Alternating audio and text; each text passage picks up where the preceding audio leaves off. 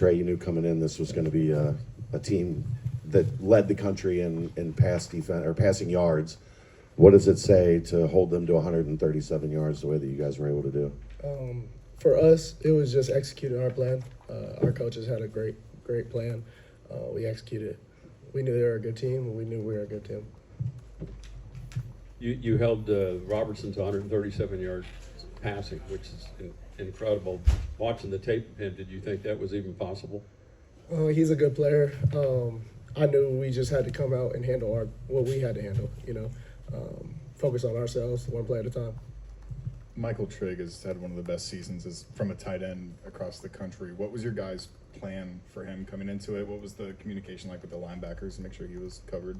Yeah, he's a good player. We joked about it. We guard Joe Royer every day, So going against Joe helps, So that's something that we took not lightly, but we executed it. Coach Satterfield talked about how at the half, Baylor scored the touchdown going into the half, then they were able to get it on the other side of it. But when they were getting momentum, that there was a time where the defense stepped up. They started making plays. They got the turnover. What happened inside of those defensive screaming conversations on the sidelines, on the field, that you guys were able to step up? Yeah, we talk about winning the middle eight, winning just not the first quarter, not the fourth quarter, but winning that Modane in the middle, So that's what it came down to. A lot of talk is about bend, don't break your defense. Yeah. How are you guys able to execute the don't break part?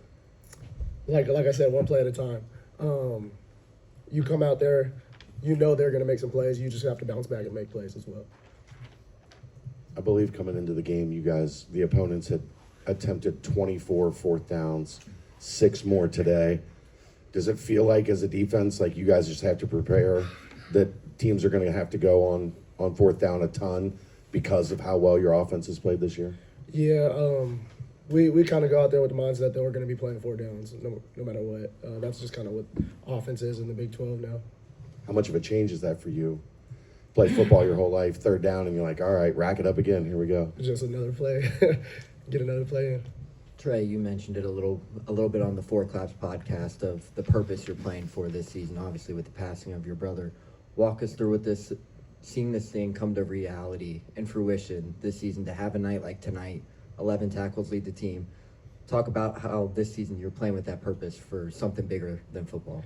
Yeah, I know my brother is with me at all times. Before I go out on the field, I know he's with me. If you guys see, I wear a purple mouthpiece.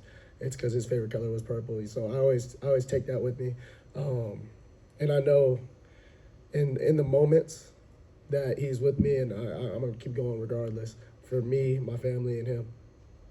There's been some chippy plays by some safeties and DBs, a few suplexes that have been called for flags. Yeah. Who in that room and the defensive back room as a whole kind of leads that attitude and wants to set the standard to play tough and play physical? I think it's all of us. We kind of all have that chippy mentality of we got this and we're gonna do this.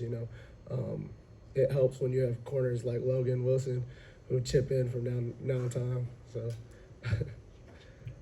You've had a unique journey to Cincinnati. Seeing the type of success you guys are having this year, how much more is that motivating you to keep going? It motivates me a lot. I feel like we were on the verge last year, and we got certain pieces that I feel like just stepped our game up that much more.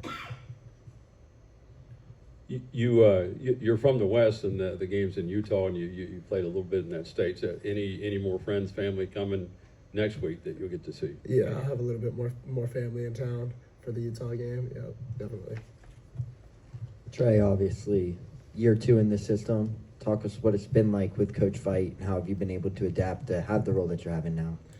Yeah, with Coach Veit, he's a consistency guy. So you're making plays consistently. It doesn't have to be a big play. Just make your layups. Is what we talk about all the time, is making your layups. If you're making your layups, you'll see success in this defense, So I don't know if you guys, I think you talked to the corners. Did you guys get a chance to hear from Coby Bryant before the game? And yeah, what's it like to see a guy like that having that kind of success around?